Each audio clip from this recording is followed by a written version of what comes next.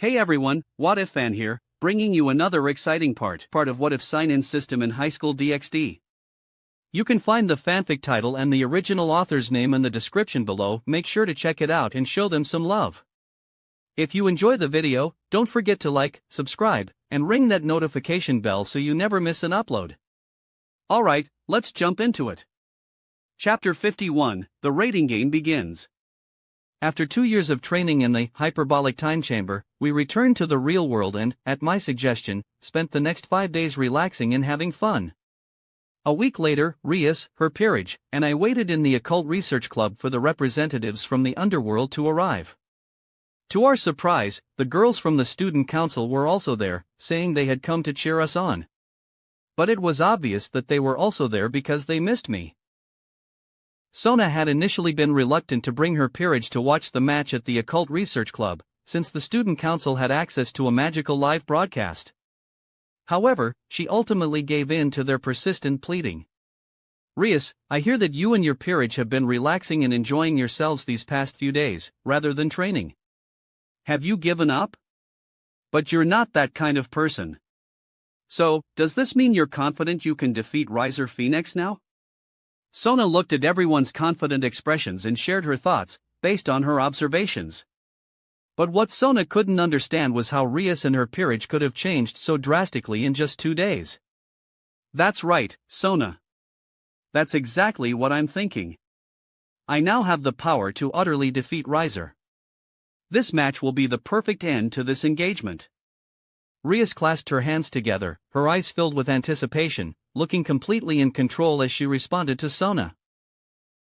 That's the spirit. It's time to roast that turkey and make him eat his arrogance. Kayon said, already imagining herself dominating the rating game. Don't forget about the rest of us, Kayon-chan. We can't let you have all the fun. Akino added confidently.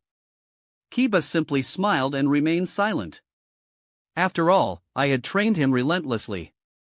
But through those 2 years of intense training, he had completely transformed. This time, I will definitely help Rias Bucho break free from her shackles. Kaneko said, clenching her small fist. Rias gently patted Kaneko's head.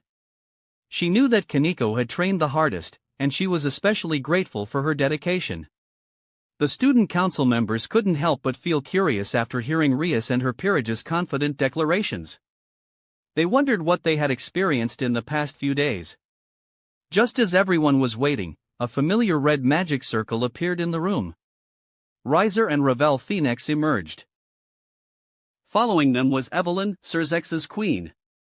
Seeing everyone gathered, Evelyn curtsied gracefully and said, "Good evening, Rias-sama, Sona-sama, and Riser-sama." The others returned her greeting. Riser then turned to Rias, a provocative smirk on his face. Rias, the week is up, are you ready to face defeat? Rias simply gave him a cold look. You'll be the one tasting defeat, Riser. I wonder if you'll still be so smug after I beat you. I hope you don't fall apart completely. Seeing Rias's calm demeanor, Riser was stunned. Why?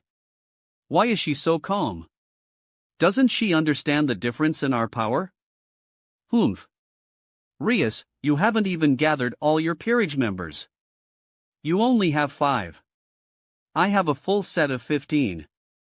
I think you're underestimating the gap between us. Riser felt slighted and reminded Rias of the difference in their forces. Numbers don't mean everything.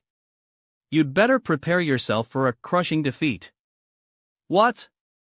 You? Riser's face darkened instantly, anger burning in his eyes. I'd like to see what this human has taught you that gives you the confidence to talk so big. Rias-sama, Riser-sama, are you ready? The rating game is about to begin. Just then, Evelyn interrupted their argument. I'm ready. We can start anytime. Rias said confidently. I'm ready too, let's begin. Riser said, calming himself down.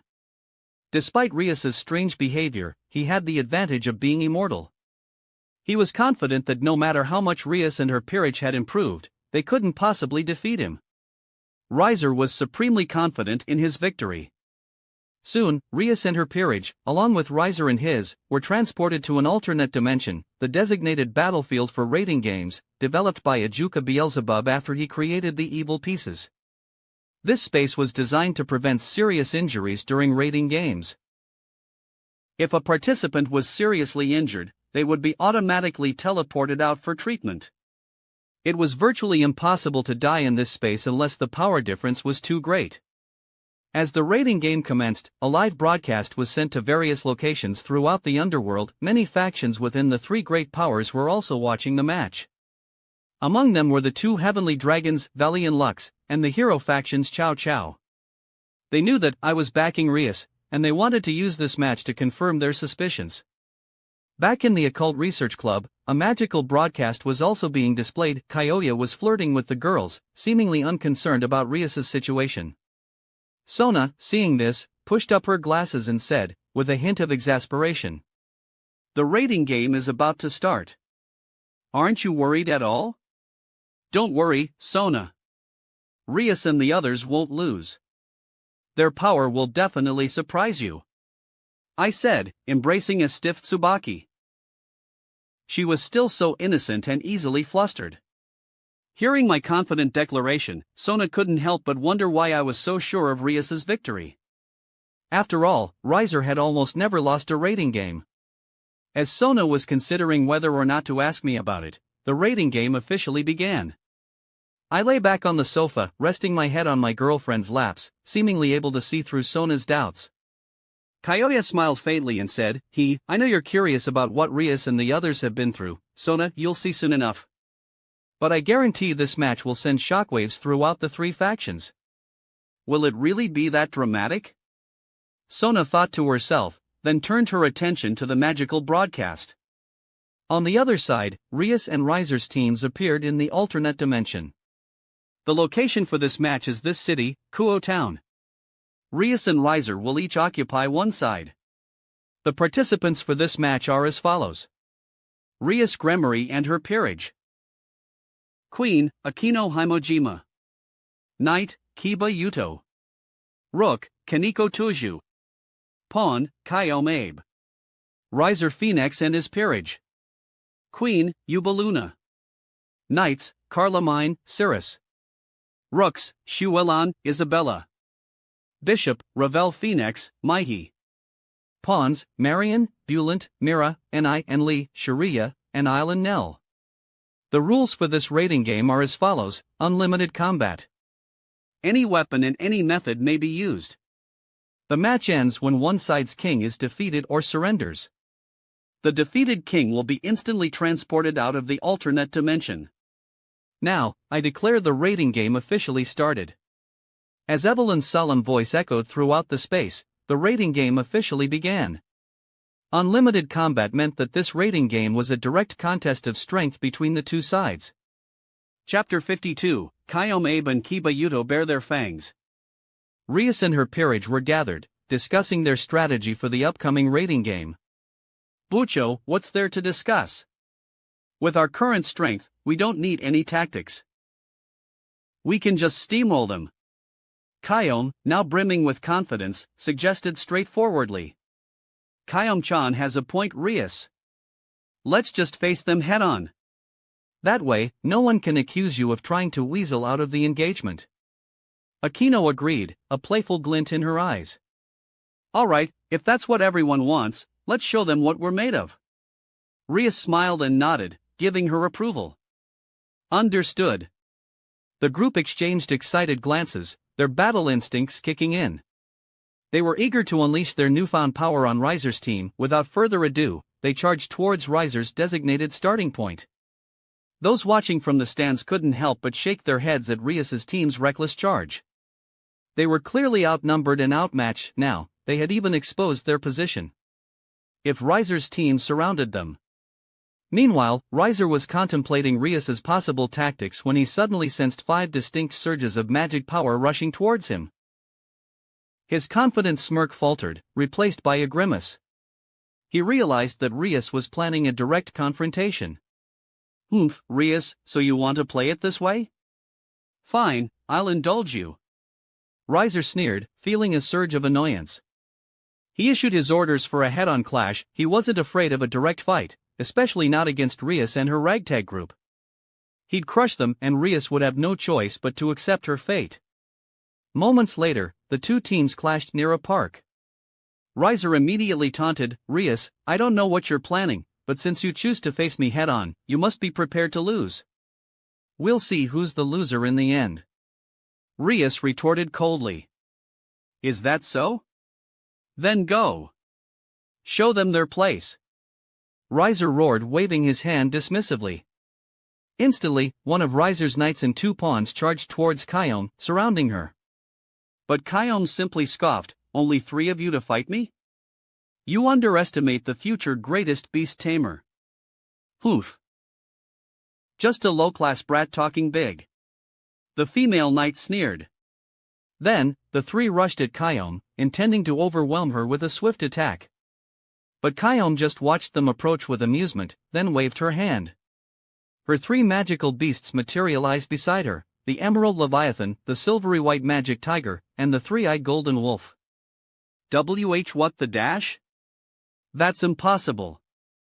The 3 girls charging at Kyome froze in their tracks, their eyes wide with disbelief as they stared at the beasts. "Make them disappear. How dare they underestimate us?" Kyome commanded her magical beasts. Hearing Kyome's order, the beasts charged. The Leviathan opened its maw and unleashed a torrent of noxious fumes at one of the pawns. The pawn, engulfed in the poisonous mist, turned green and collapsed, dissolving into particles of light. The other pawn was struck by a blast of energy from the magic tiger and also fell, unconscious and eliminated. The knight fared even worse. The 3-eyed Golden Wolf, enraged by her earlier taunt, lunged at her, its jaws snapping shut around her torso, tearing through her armor and flesh. Blood splattered as the knight was ripped apart, her body dissolving into particles. The spectators were stunned. They hadn't expected such power from a low-class devil.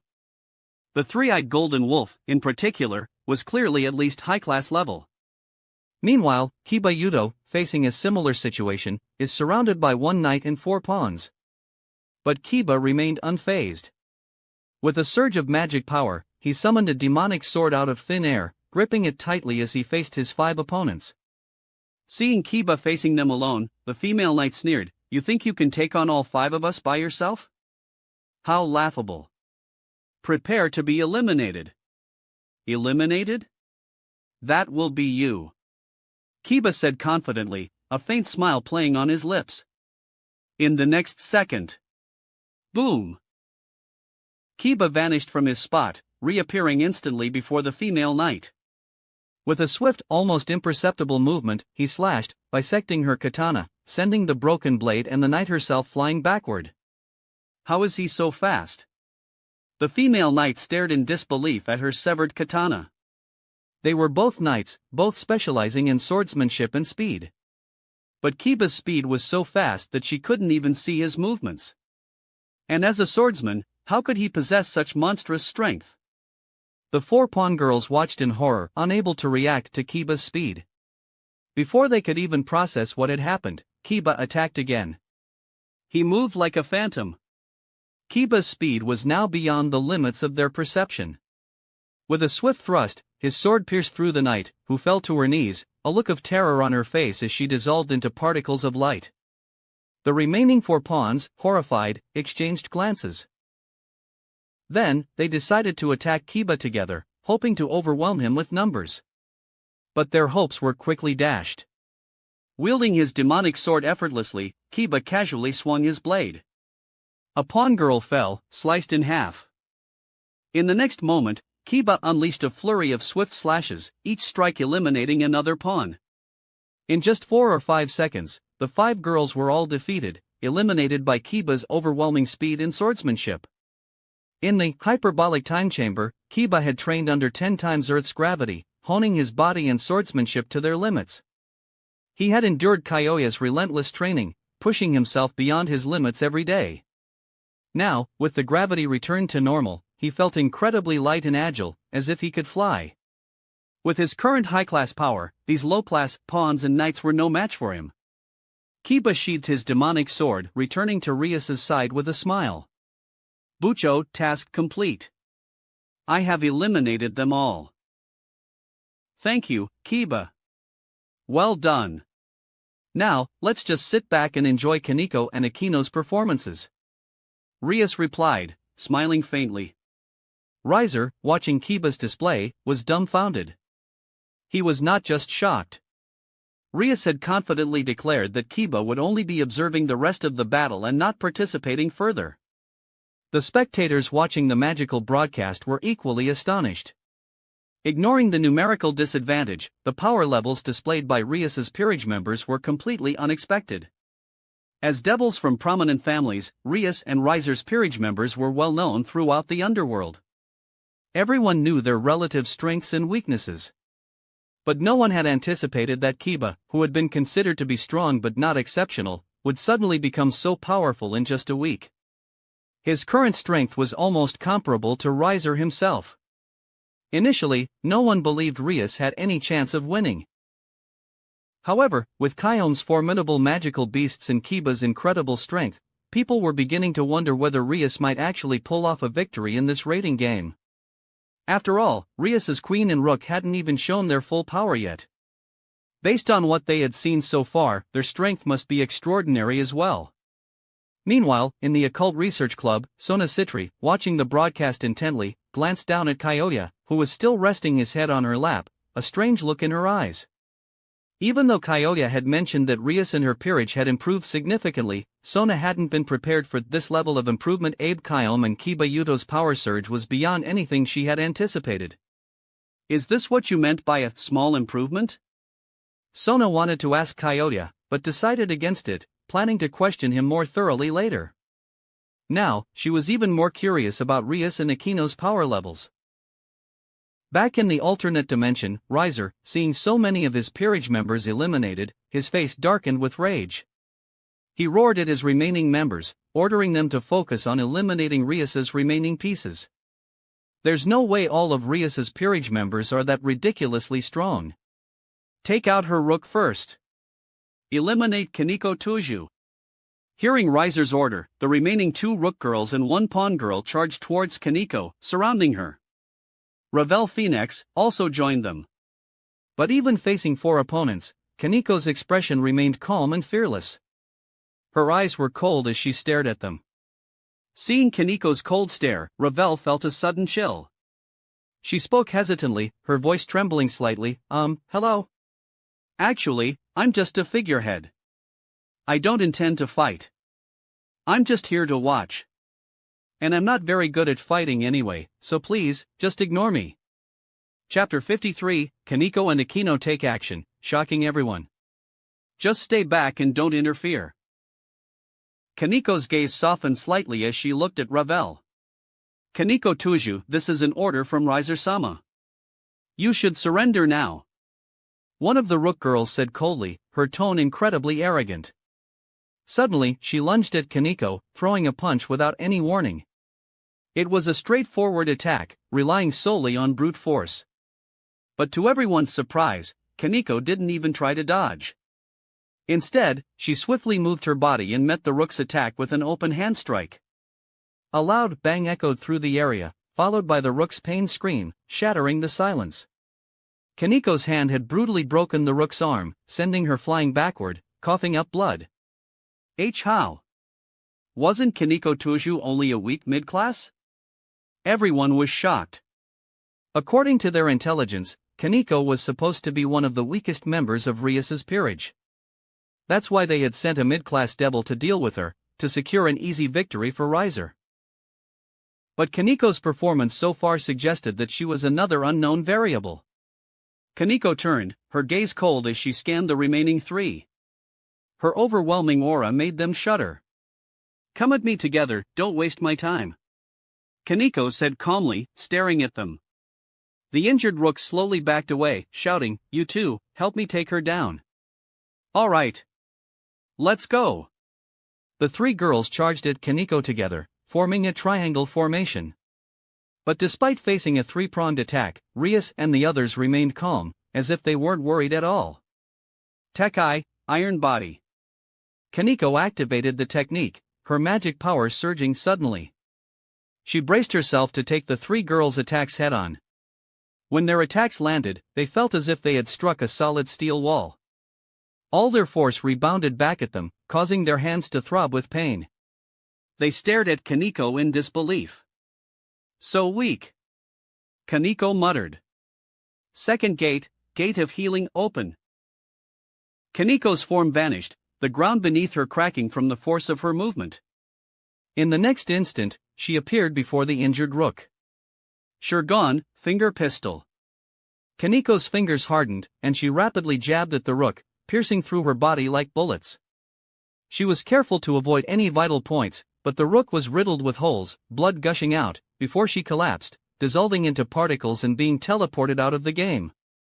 Then, Kaneko moved like a wisp of smoke, weaving between the two remaining girls, her fists a blur as she struck them repeatedly. They were sent flying, and were ultimately eliminated. Seeing his peerage members, except for his queen and his sister, all eliminated, Riser found it difficult to accept. Why is this happening? How can Rias's peerage be so strong? Not only was Kiba, a knight, stronger than his rooks, but even Kaneko, a rook, had horrifying strength and speed that far exceeded expectations. Are they all monsters? Of course, Riser wasn't the only one shocked. The devils watching the broadcast from the underworld were also astonished. When did Rias's peerage become so? In the viewing stands, Mao Surzex was also surprised by the turn of events, but more than that, he was confused.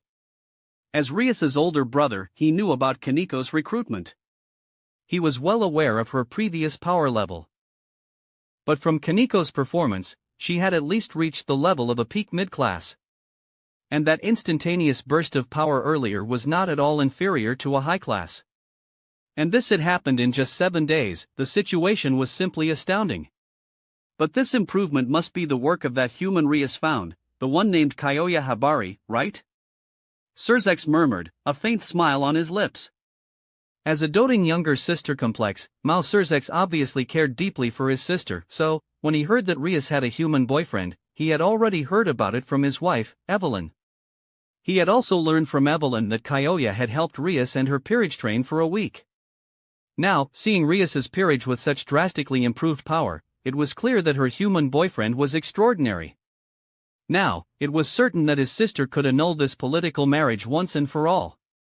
It seemed this raiding game was going to be far more interesting than anyone had anticipated. At the same time, Surzex's curiosity about Kyoya, the instigator of all this, intensified. He was eager to meet this remarkable young man. Meanwhile, back on the battlefield, Kaneko was staring at Ravel, who was now visibly frightened and taking a few steps back. Seeing Ravel's fear, Kaneko softened her tone slightly. "You don't have to worry, Kyoya-senpai told me that you're different from your brother.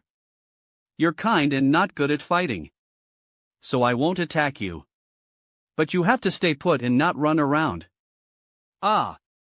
Okay, I understand, thank you for sparing me."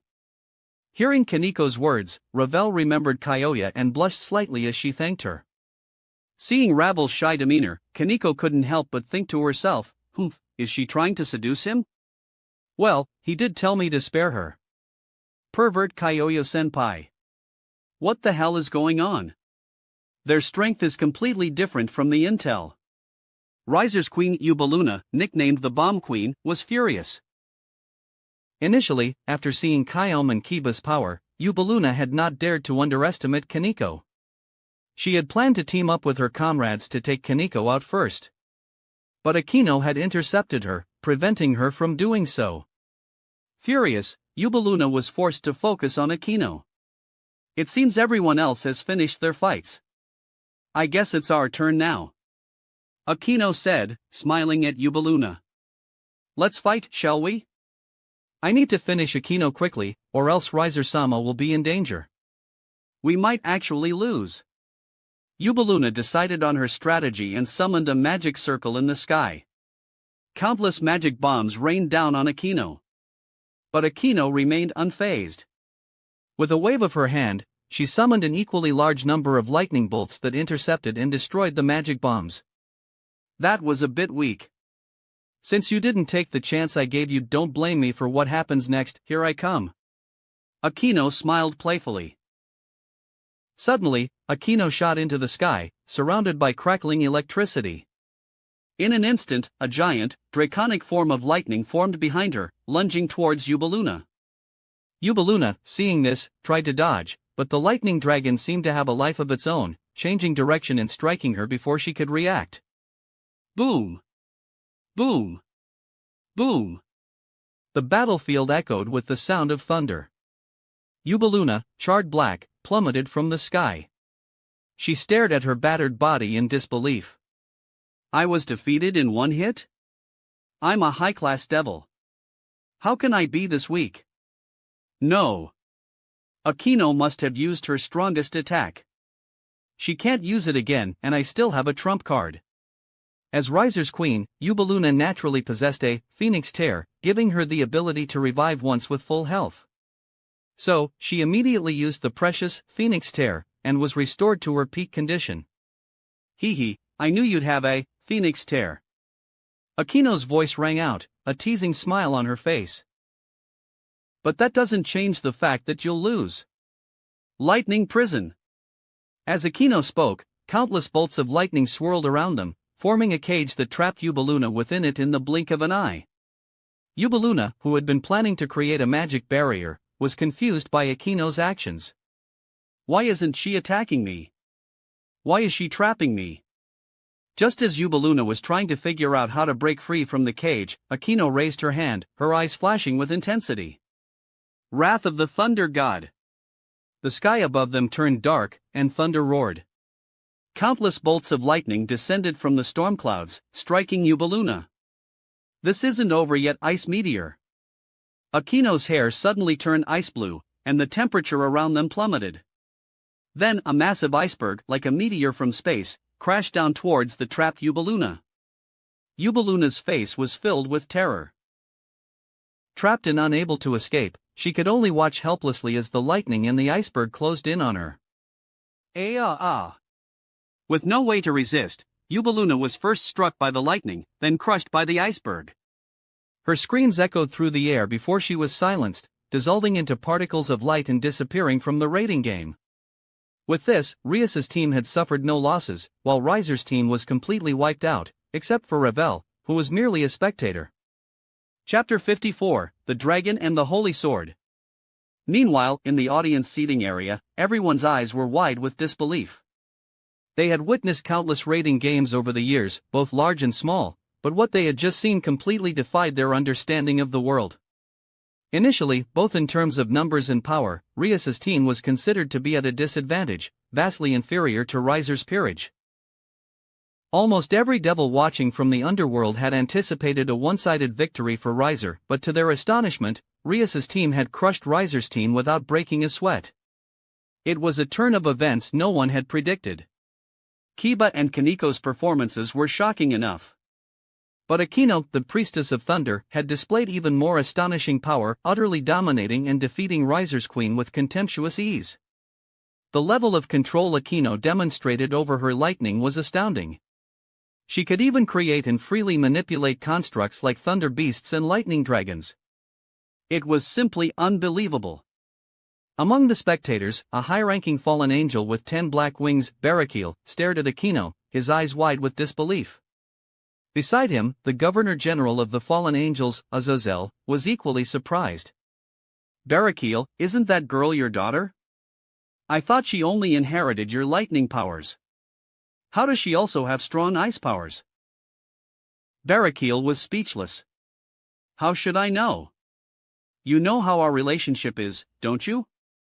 Back in the Occult Research Club, Sona was also stunned by Akino's power. As Rias's best friend and rival, she was familiar with Rias's peerage, though perhaps not intimately. But she knew that Akino shouldn't possess such power.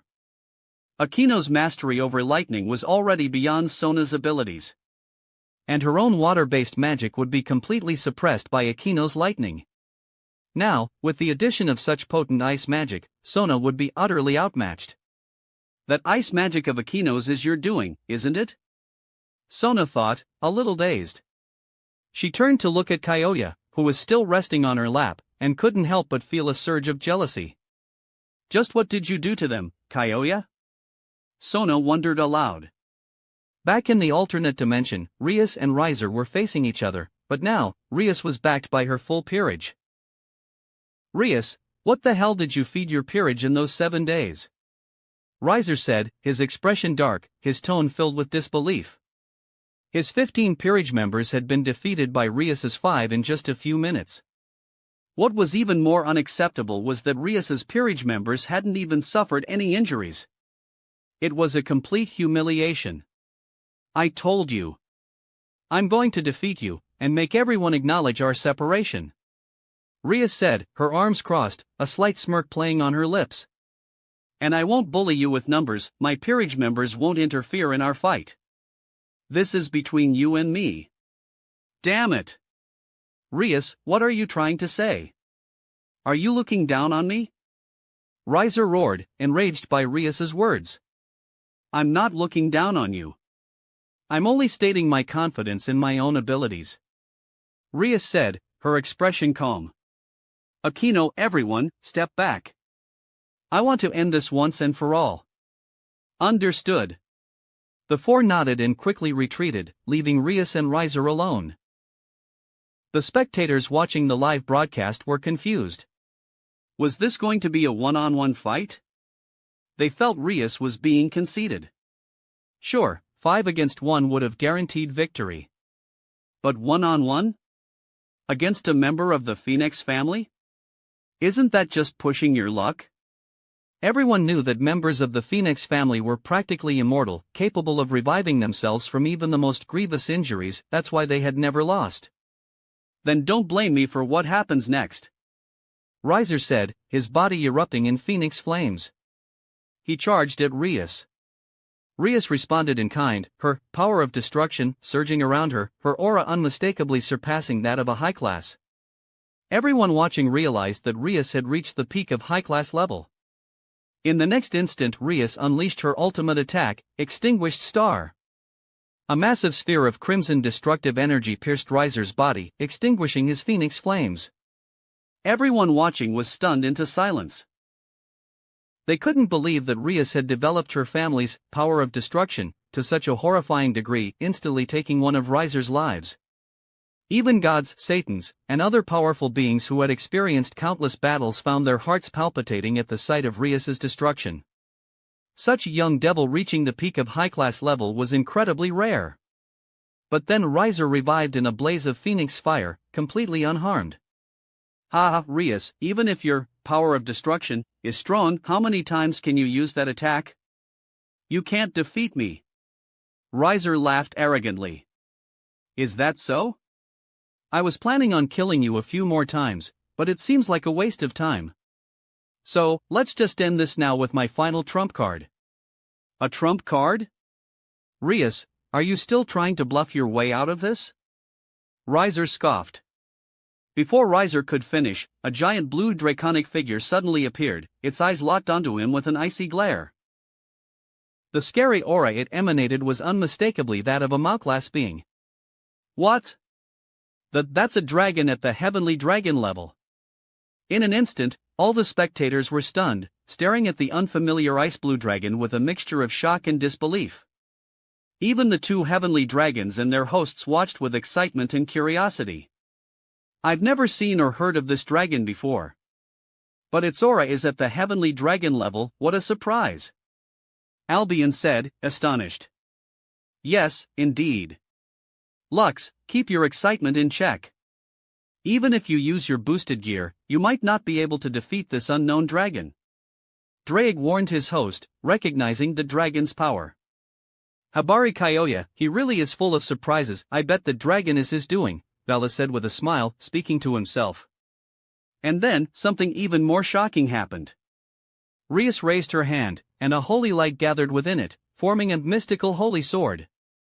Exclamation point.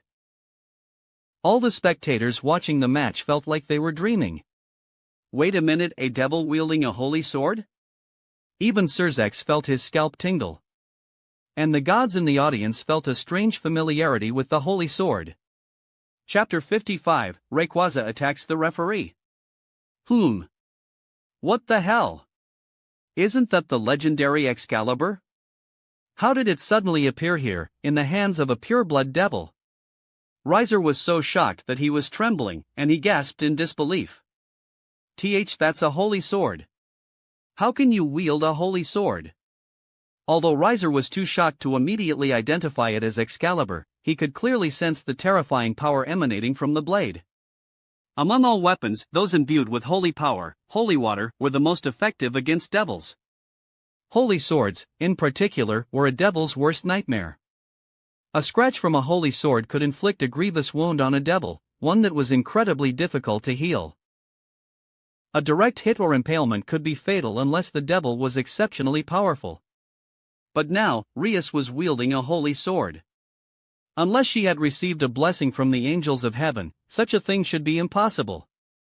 But the seraphim and angels of heaven were even more bewildered than Riser. Rias, as a devil, was their sworn enemy. There was no way they would help her. Even more perplexing to the angels was why Excalibur, a weapon made from the faith of humanity, would choose a devil as its wielder. Unlike the ignorant masses, Surzex, who had more knowledge on the matter, understood that the legendary sword of the planet was fundamentally different from the holy swords forged in heaven. Rias could never be the wielder of Excalibur. A holy sword would never choose a devil. So, there's only one possibility. In an instant, Surzex thought of Habari Kyoya. Surzex's eyes shone brightly, and he was thrilled. It's that human, Habari Kyoya. He must be the true wielder of, sort of promised victory. And it wasn't just Surzex who had figured it out. Chow Chow of the hero faction, Veli, and Lux, among others, had also deduced Kyoya's connection to the sword. But the uninformed devils watching the match were utterly terrified, not understanding what was going on. How can Rias wield a holy sword? We're afraid of them, but she can just use one? What the hell is happening? On the battlefield, Riser was trembling uncontrollably, his body instinctively shifting into his phoenix form. Even so, he still felt a chill run down his spine. Riser felt the threat of death looming over him, making him shudder uncontrollably. He wanted to escape, but fear rooted him to the spot. Just then, the holy sword in Rias's hand flared with a blinding light. She had clearly finished charging her attack, and a terrifying beam of energy was about to be unleashed on Riser. As if foreseeing his own death, Riser screamed at the top of his lungs, "Stop! I surrender!" The moment Riser surrendered, Evelyn, as the referee, quickly intervened to stop Rias's attack. Rias, hearing Riser's surrender, quickly changed the direction of the holy sword's attack. Suddenly, the holy sword released an intense flash of light, like a beam of pure annihilation, that engulfed a distant city, obliterating everything in its path. Riser stared at the scene in horror, unable to believe his eyes. He slumped to the ground, paralyzed by fear, knowing he had just escaped death's grasp. But as fate would have it, an accident occurred at that very moment. Kyome quickly shouted, "Bucho, run! Rayquaza's attack can't be stopped. It's coming!" Exclamation point. Everyone looked up at Rayquaza, stunned. They thought the danger had passed. Who knew this dragon still had an attack brewing? Rayquaza thought to itself, "I've been watching here for so long, and you still won't let me attack. Now I can't stop even if I wanted to. Here, have a taste of my spit."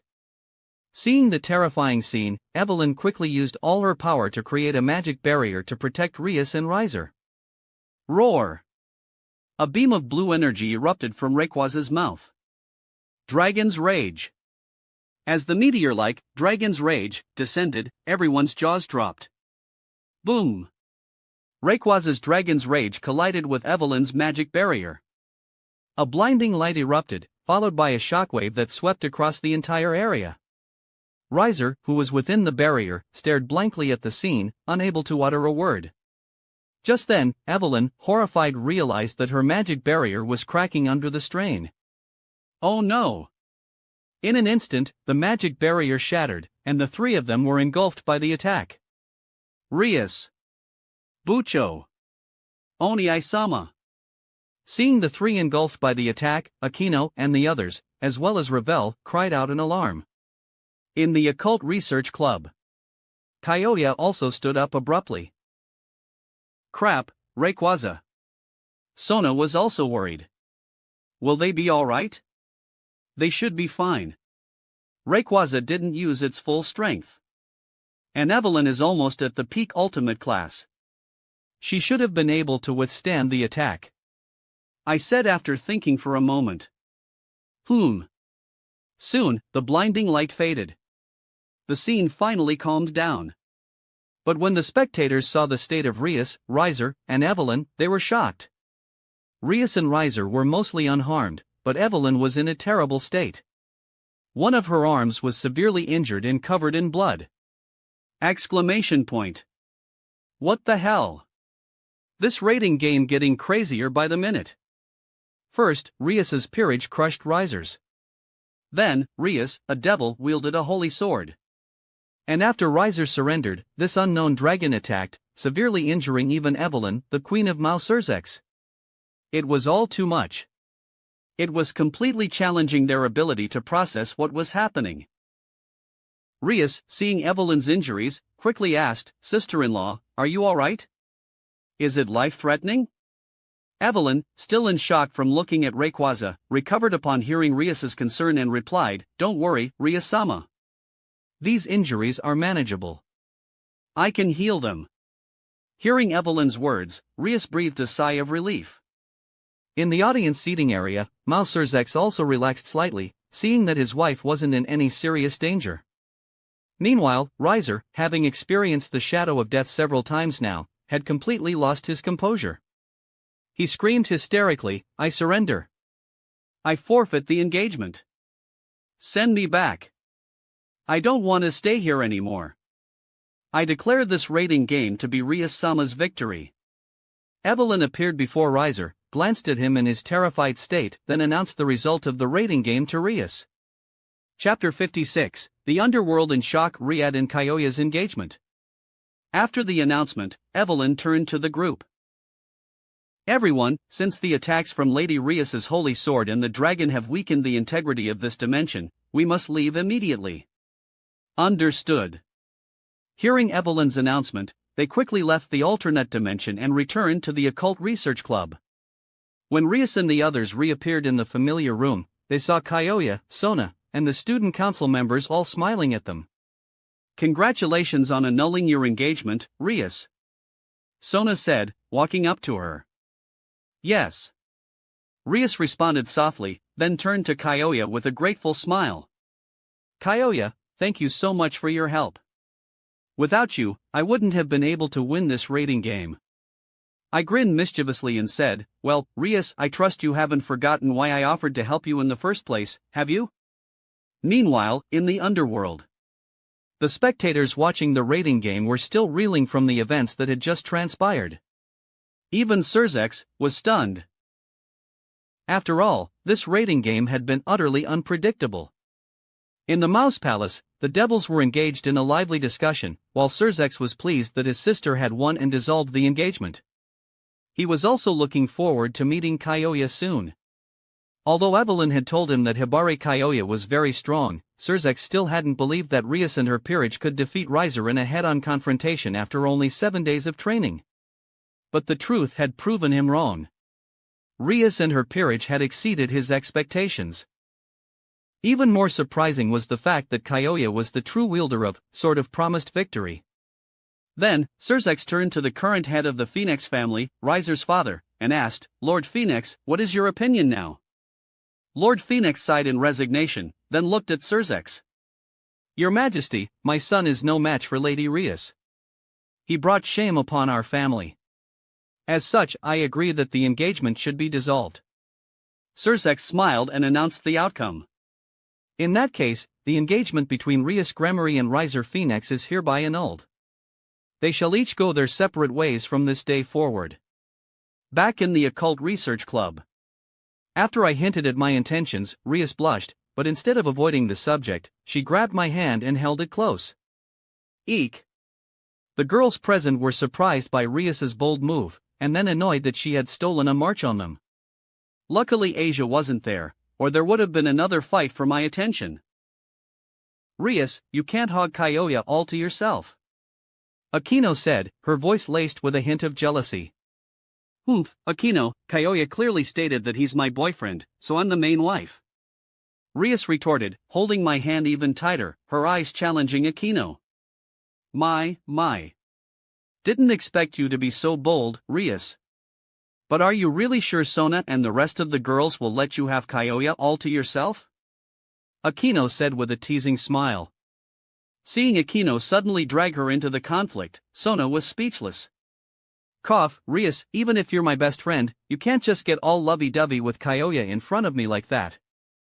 I'm not about to let you monopolize him so easily. After all, many of the student council members are already in a relationship with him. Sona adjusted her glasses and stated her position firmly. Hearing this, Rias was taken aback. She looked at Tomo and the other girls, who were all blushing and full of fighting spirit, and she felt a slight twitch in her mouth. But I'm still going to be the main wife. Rias complained to me. Well, Rias, that's not up to me. It depends on whether you can win them over. I said, feeling a headache coming on. Though I knew that having a harem would inevitably lead to competition among the girls, this was. But rest assured, I love all of you and won't let any of you down, I quickly added, reassuring the girls. Now that Kaoya has said that, I'm relieved. Aquino said with a smile. The other girls also blushed, including Tsubaki, who lowered her head in embarrassment. Rias and Sona exchanged a helpless smile. As for Kiba, well, he was just ignored, as usual. Soon after, Evelyn returned with Riser and his peerage. Rias, it's a bet, and I lost. Our families have called off the engagement. You're free now. Riser said, his expression complicated. Farewell. We should get going now. Riser was ready to leave. He didn't know how to face Rias. He had mocked and looked down on her, but now she had defeated him so easily. And he had acted like a coward during the fight. He couldn't bear to face her anymore. As the magic circle activated, Riser and his peerage disappeared from the occult research club. However, Ravel, Riser's younger sister, kept looking at me with a shy expression. Oomph, not a complete loser, I suppose. At least he has some dignity. But he's obviously too embarrassed to face Rias after losing so badly. Aquino watched as Riser and his group left. Rias also felt sympathy and helplessness for Riser. Riser may have been strong due to his family, but that's all he had. This loss will probably be a huge blow to his confidence. Speaking of which, that Ravel Phoenix seemed quite interested in you. Don't tell me you're already planning something? Rias looked at Kaoya with a strange expression. I haven't done a thing to her yet. But if she decides to fall into my arms, that's hardly my fault. I said, shrugging nonchalantly. Just then, Evelyn interrupted the conversation. Lady Rias, Lord Surzex has asked that you and Mr. Habari come to House Gramarye when you have time. Rias was surprised, then asked with some trepidation, Kaoya? What does Oniai-sama want? Could it be that my family going to target Kaoya? Please rest easy, Lady Rias. Lord Surzex has already explained everything to your parents. The invitation is to discuss the matter of your marriage to Mr. Habari. Now that concludes my duties here. I'll be taking my leave. With that, Evelyn bowed to the group and disappeared into a magic circle. Rias didn't speak immediately. Instead, her face was flushed red, all the way to her ears. My marriage with Kaoya.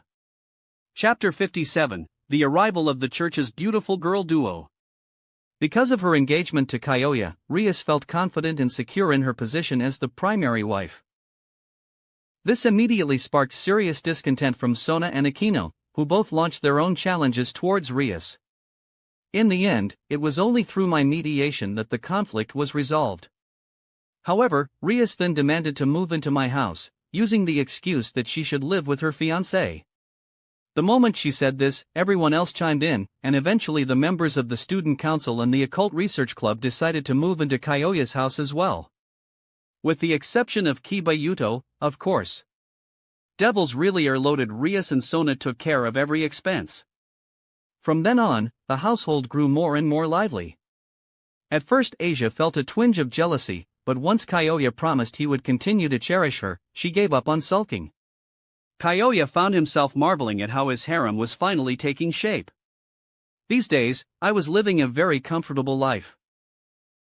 If it weren't for Sona, Kaneko, and the others keeping a watchful eye, I could have already devoured the student council girls. I had to do it one by one a day. But I have to say, I didn't expect Yura to be so bold. She actually took the experienced expert Kiryu's advice, and the two of them played a little sandwich game with me. Kyoya couldn't help chuckling to himself at the thought. He was definitely looking forward to the days ahead. Just then, the system's voice, which I hadn't heard in a while, rang out again. Ding! Discovered target character, Irina Shidu. Task grade, green. Task condition, cause her to lose her faith, then take her in as a personal maid. Ding! Discovered target character, Zenobia Quarta. Task grade, green. Task condition, add her to your harem. After hearing the system's notifications, Kyoya quickly went to the location indicated on the map. There, standing before the gates of Kuo Academy, were two girls dressed in the church's battle attire. One of them was a tall, slender girl with long, brown hair tied in twin tails. She wore a black, form-fitting combat uniform under a white church cloak. Her beauty and physique were truly exceptional. This girl was undoubtedly Irina Shidu. The other girl had short, blue hair with a noticeable strand of green hair on the left side of her forehead. She wore the same outfit as Irina, but she also carried a large, cloth-wrapped object on her back. Her figure was just as stunning as Irina's, and her tight-fitting uniform accentuated her curves perfectly. Without a doubt, this was another heroine of this world, Zenobia Quarta. Seeing the two of them, I understood that the plotline involving the exorcists and the stolen Excaliburs was about to begin. Hey, why are you two just standing there in those bizarre outfits in front of the school gates? Don't you know you'll attract unwanted attention? I called out, approaching them. My sudden appearance startled Irina and Zenobia. They quickly distanced themselves from me, their eyes narrowed, watching me with vigilance. When they saw that I was just a human, they relaxed slightly. But they could still sense a strong devil aura coming from me, so they remained on guard. Why does a human like you reek of devil? Zenobia asked, her voice cold. TSK, this is a devil's territory. And I'm on friendly terms with the devils who runs it. Of course I carry that aura. I explained, shrugging. Then I asked, you're both from the church, right? Strolling so casually into a devil's domain, don't you worry you'll spark hostility and reignite the old conflict between devils and angels? Humph, we have nothing to say to a human who consorts with devils. Irina, let's go. Zenobia said, her tone still unfriendly. Hold on. Just because they're devils doesn't automatically make them evil. And the two of you sneaking into their territory might lead to serious misunderstandings. Maybe even war if you're not careful. Seeing that they were about to leave, I quickly tried to reason with them. Clearly, my words had an effect. The two girls stopped and turned to look at me. Zenobia, he might have a point. Irina said with a smile, grabbing Zenovia's arm. Besides, we're new here and don't know our way around. And no one seems to want to help us. We don't have any leads. Maybe we should talk to him. Zenobia thought for a moment, then softened her tone. Fine. Perhaps I was being a little rash earlier. Could you take us to see the devil in charge here? Heh, exactly. Once we get our information, we can finish our mission and ditch this human, Irina said, showing a sly, knowing look. Ahem, you know I'm still right here. If you're going to badmouth me, maybe wait until I'm gone? I said, feeling a little exasperated. Oh, don't mind us. Please, help us out. Irina said, feigning innocence. You're really something else. Fine, follow me. I'll take you to see Rias and the others. You can talk to them directly about whatever it is you need. I said, pinching Irina's cheek playfully. Exclamation point. Hey! How dare you treat me like a child? I'll show you. Irina exclaimed, swatting my hand away, indignant. Oh? What's this? You want me to stop? I have to say, your skin is really smooth, though. I said, a mischievous glint in my eyes. You jerk. Arg. I'm defiled. I'll cut you to pieces. Irina was furious, almost like a raging lioness. Zenobia quickly pulled Irina back, saying, if you kill him, who's going to take us there? How are we going to complete our mission? Hearing Zenovia's words, Irina calmed down a bit, then glared at me. Fine. I'll let you off for now. I simply chuckled and led the two girls towards the occult research club. Why are you hanging around with devils? Aren't you afraid? Irina asked me curiously along the way. Why should I be afraid? Are they going to eat me? You're being way too prejudiced. I replied with a smile. Then I added, if you really get to know them, you'll see devils aren't nearly as bad as you think. The two girls, hearing my words, initially scoffed, but then they seemed to become more fervent. We will never try to understand devils. Our faith in God is unshakable. Seeing Zenobia and Irina's expressions, I couldn't help but feel a little sorry for them. I hope you can keep that same expression when you learn the truth later.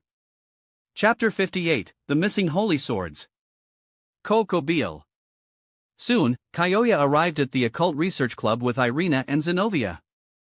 Everyone was already there and gathered together. When they saw Kyoya enter, they were about to greet him only to notice two girls in church attire following close behind. Kyoya, who are these two? Rias asked, frowning slightly, her tone curious. Well, I found them standing around like statues at the gates of Kuo Academy. They said they were here on some sort of mission. Since you're the devil who oversees this territory, I figured it was best to bring them straight to you. I explained casually, then plopped down on the sofa. I see. Rias nodded, her gaze fixed on Irina and Zenobia. Meanwhile, Aquino offered everyone tea with her usual warm smile, though no one knew what she was really thinking. Asia, upon learning that these two were from the church, became visibly nervous, fidgeting in place. But Kiba's reaction was the most extreme. When he saw the two girls, his expression darkened. He clenched his fists, his eyes filled with a mixture of rage and hatred. Seeing this, Kyon was startled by Kiba's sudden hostility, unable to guess what had triggered such a reaction. The atmosphere in the room instantly became tense. Mind telling me exactly why you people from the church barged into my territory without permission? What is your purpose? After taking a deep breath, Rias spoke, her tone heavy. My name is Zenobia Quarta, and this is my partner, Irina Shidu. We're here to inform you that we have a mission to accomplish, and we request that you do not interfere. Faced with Rias's questioning, Zenobia responded forcefully. Request? Heh, you barge in uninvited, and now you have the nerve to warn me off? Rias was more amused than angry at their audacity. Alright, let's not be so harsh. We have a very important mission this time. Once we're done, we'll leave immediately. We won't cause you any trouble. So please, don't hinder us. Seeing the tense atmosphere, Irina interjected with a friendly smile, trying to mediate the situation. Rias's demeanor softened slightly. Fine. Let's each take a step back. Still, I have the right to know exactly what your mission is, otherwise, I'm afraid I'll have to show you out. Zenobia, after hearing Rias's proposal, glanced at Irina, thought for a moment, then decided to reveal their mission. We're here to find the church's missing holy swords. That revelation astonished everyone except Kyoya, who already knew. Rias and the others were visibly stunned. What? The church's holy swords were stolen? What's going on? After all, holy swords were sacred artifacts, heavily guarded by the church. The fact that they were stolen was unbelievable. Sigh, it's a long story. Zenobia said, and then proceeded to explain, not long ago, 3 Excalibur fragments were stolen from the church by a high-ranking fallen angel, who is now hiding somewhere in Kuo town. Our mission is to eliminate the fallen angel and retrieve the stolen holy swords. Who could be powerful enough to snatch holy swords from the church? Aquino asked curiously. It was the fallen angel Cadre Cocabil. Zenobia answered without hesitation. Cocabil. So it's him. Rias and Aquino's expressions changed drastically upon hearing that name. Is this Cocabil person very strong? Kyom and Asia, who had never heard of Cocabil, were confused. I decided to explain.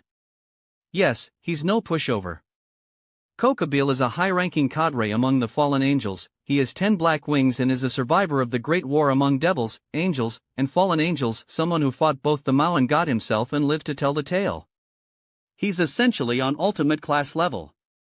Even though Rias and her peerage have grown stronger, they would have little chance of defeating a veteran ultimate class fallen angel cadre like Cocabil. Kyom was shocked. Is he really that strong? Rias Senpai and the others together still wouldn't be able to defeat him? Rias and Aquino smiled wryly and explained, Kyom-chan, we have indeed grown stronger. But against an ultimate class opponent, we could probably hold our own for a bit, but we definitely wouldn't win. I see. Suddenly, I turned to Zenobia and Irina, asking, by the way, Zenobia, that huge object you're carrying around, that's a holy sword, right? If I'm not mistaken, you two are both holy sword wielders, yes? I can sense multiple holy sword auras on you. Irina and Zenobia looked taken aback. You, a human who hangs around devils, can sense the holy sword's auras? It seems you're not an ordinary human. Without further ado, Zenobia pulled out the sword wrapped in white cloth from behind her back. Instantly, a burst of holy light flared, so intense it left all the devils grimacing at the natural repulsion they felt toward its radiance.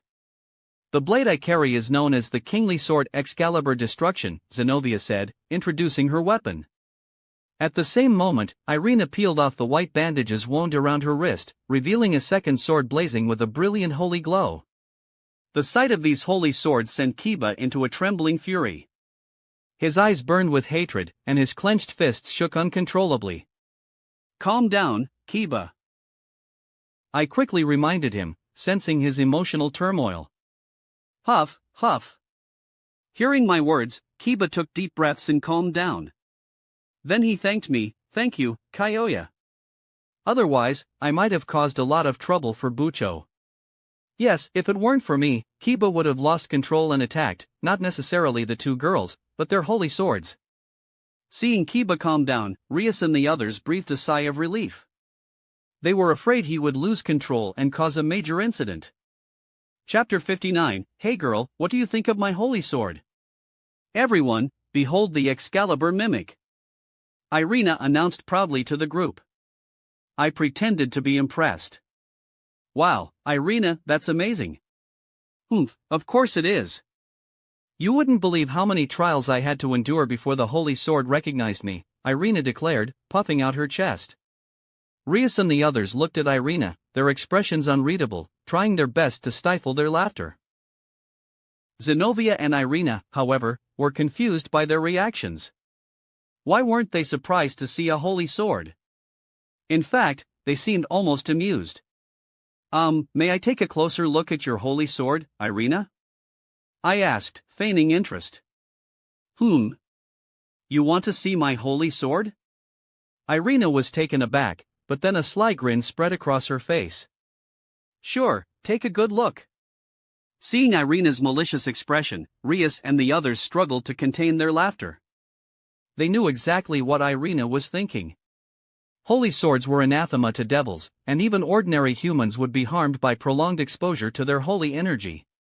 Rias knew that Irina was planning to use the Excalibur mimic to punish me. However, considering that I possessed the true, sword of promised victory, Rias and the others were eager to see Irina's reaction when her plan backfired. And it did. When I took the sword without any ill effects, Irina's smug expression crumbled. Her carefully crafted plan shattered into a million pieces. This is your Excalibur mimic? Feels kinda cheap, like a kid's toy. It's leagues below the sword I use, I said, inspecting the sword with a critical eye. Irina's jaw practically hit the floor. She'd always regarded this blade as her life's greatest achievement, yet here he was, treating it like a novelty prop. Her eyes brimmed with disbelief. Ha ha ha. Just then, Rias and the others burst into laughter, unable to hold it in any longer. Even Zenovia's eyes widened in disbelief. She and Irina had endured countless hardships and life-or-death battles to earn the right to wield these holy swords. And now, a human who consorted with devils was holding a holy sword without any problems? Her worldview was crumbling. How can you not be hurt at all? Wait. Zenobia was about to question me when she suddenly seemed to realize something. Her eyes widened in shock. You said this sword is inferior to yours. Are you implying you also have a holy sword? Irina, hearing Zenovia's question, also stared at me blankly. That's right. I do indeed have a holy sword, and it's a far higher caliber than your cheaply forged stand-ins, I said with a smile, a hint of arrogance in my voice. Impossible. There's no way a human mixed up with devils would ever be recognized by a holy sword. Irina's face contorted in disbelief, and she immediately refuted my claim. Also, don't call my Excalibur mimic a cheap knockoff, it's one of the 7 Excaliburs. You don't believe me? Fine, let's put it to the test. How about a little spar? What do you say? I said, smirking. Bring it on. I'm not afraid of you. Zenobia was about to intervene, but Irina had already accepted the challenge. Right away, a bright holy glow flared in Kyoya's hand. A sword bathed in brilliant, sacred radiance materialized in his grip. Exclamation point. Irina and Zenobia froze. They stared wide-eyed, rubbing their eyes as though they might be hallucinating. Even if you rub your eyes until they fall out, it won't change the fact that this is a real holy sword. I chuckled, seeing their comical reactions. Also, let me be clear. This is the genuine, sort of promised victory, the true Excalibur, infinitely more authentic than any alchemy-based imitation you two are using. I clarified. Exclamation point. What? That's impossible. Believe it or not, I'm the rightful master of, sort of promised victory. I said, striking a dramatic pose. Wanna touch it? Go ahead. This is a legendary weapon, after all. Hearing my words, Irina's eyes lit up, and she looked at the, sort of promised victory, with undisguised excitement. Really? Can I really see the legendary holy sword? Irina asked, her voice filled with anticipation. Sure, catch, but be careful. I tossed the, sort of promised victory, to Irina, a teasing glint in my eye. Gotta say, though, your total cluelessness is almost sad. You two have been sold out by the church, and you don't even realize it. What are you talking about? Are you trying to say that we've been tricked? Zenobia, who had been silent, finally spoke up, her tone filled with confusion. TSK, don't you get it? I'm saying that you've both been used. The church sent you here to retrieve the Excalibur fragments and eliminate Kokobile, knowing full well that you'd likely die in the process. The church has always been this way. Disgusting. I said, cutting straight to the point. Hearing my words, Zenovia's expression turned cold, and her tone became hostile. That's nonsense. You're slandering the church. I thought that maybe, as a wielder of the, sort of promised victory, you might be a decent person. But now, it seems I was mistaken. So naive, you don't even stand a chance against us. How do you expect to take on a fallen angel? I said with a chuckle. If you're that confident, then let's settle it with a duel. And if you lose, you swear not to interfere with our mission. Zenovia's eyes turned icy. Fine, that's what I want. But what if you lose? I asked, unfazed. If we lose, I'll apologize to you and your friends, and admit that what you said is true. Zenobia declared, her expression serious. All right, let's do it then.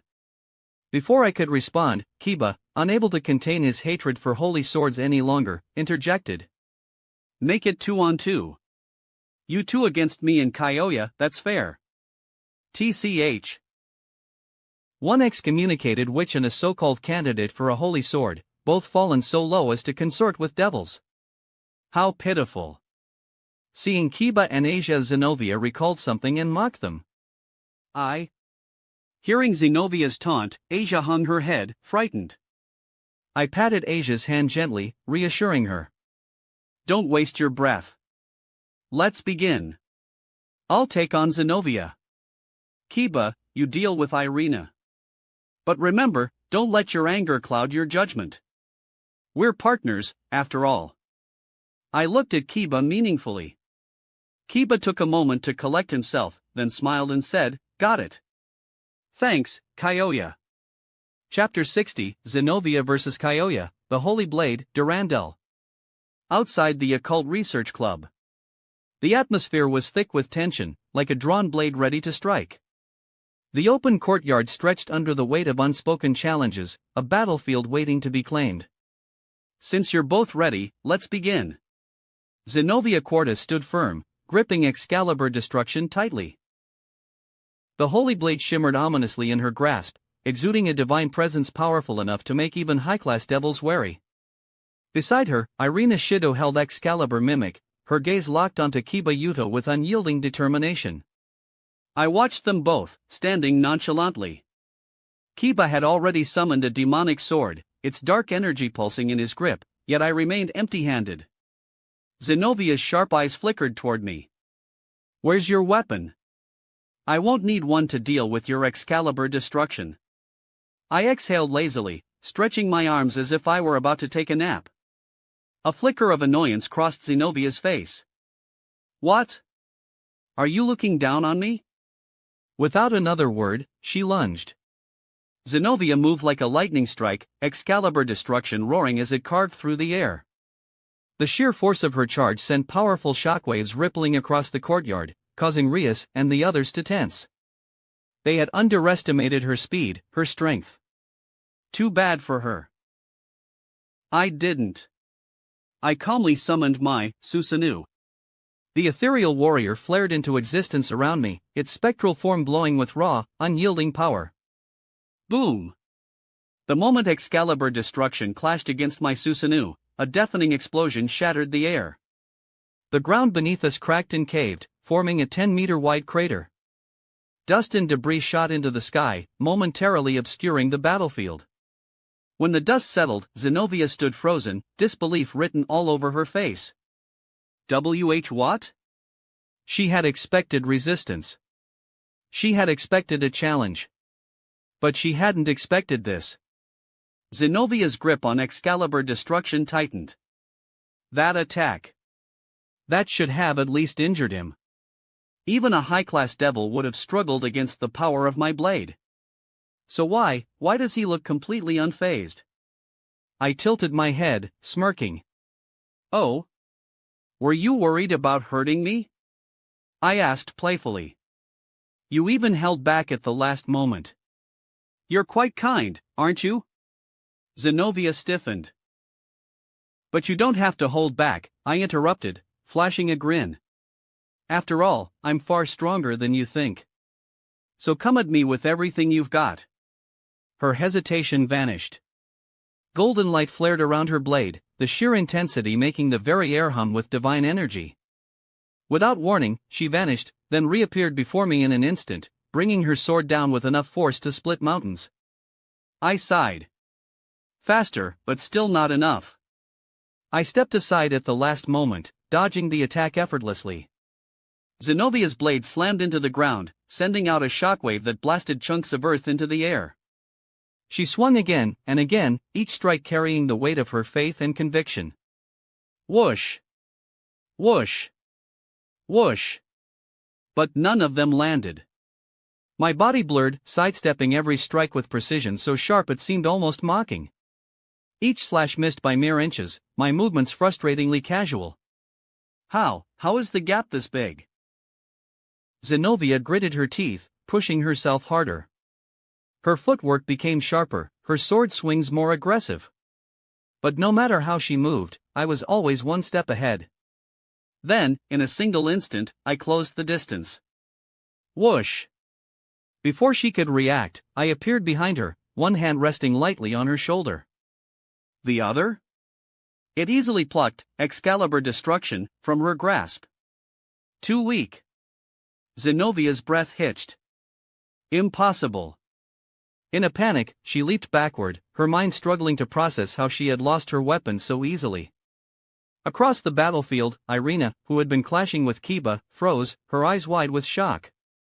Kyoya examined the sword in my hand for a moment before casually tossing it back to Zenovia. Why don't you stop holding back? I mused. Bring out your trump card. Otherwise, you won't stand a chance. Zenovia caught her sword, gripping it tightly. How do you know about that sword? I chuckled. Oh, I'm the wielder of Excalibur. Sword of Promised Victory. It's not so strange that I can sense another holy blade, is it? She stared at me, searching for deceit in my expression, but I gave her nothing. Finally, she let out a deep breath, her expression hardening. I see. In that case, I won't hold back. Carefully, she wrapped Excalibur Destruction in white cloth once more. Then, she extended her right hand into thin air. A ripple spread across the space beside her. And then, it appeared. A magnificent, overwhelming holy sword, its aura fierce, wild, and untamed. Unlike Excalibur Destruction, which radiated controlled power, this blade was like a force of nature, barely restrained by its wielder. Its blue hilt gleamed, its edge shining with an intensity that sent chills through the air. The moment it materialized, a sharp pressure descended over the battlefield. Even Rias and the others, who had been merely watching, stiffened at the sheer presence of the weapon. That sword. Could it be the holy sword Durandal? Kiba, despite his hatred for alchemically created holy swords, couldn't hide his shock. Akino's eyes sparkled with intrigue. Era. To think she has a sword like that. No wonder she believed she could take on a fallen angel cadre. Rias nodded, her gaze solemn. The previous wielder of Durandal was none other than Vasco Strada, a cardinal of the church and one of humanity's greatest warriors. Even in his 80s, he remained a terrifying force. In his prime? He had once cleaved an ultimate-class stray devil in half with a single swing. And now, this sword, this monster of a blade, rested in Zenovia's hands. Even I can't fully control Durandal's power, Zenovia admitted. I keep it sealed in another dimension most of the time to avoid unnecessary destruction. Her grip on the blade tightened, her expression unwavering. If I use this, I won't be able to hold back. Are you sure you still want me to? I smirked, summoning my own blade, the Sword of Promised Victory. Its radiant light cut through the air, meeting the holy aura of Durandal head-on. Do you really think your sword can compare to mine? Zenovia hesitated, then sighed. Probably not. Her lips twitched, betraying the faintest hint of amusement. That wraps up this part of What If Sign-In System and High School DxD. Thanks so much for listening. As always, new parts drop every 4 days, so be sure to stay tuned. If you enjoyed the video, don't forget to like, subscribe, share it with your friends, and please consider supporting the original author as well. See you in the next one.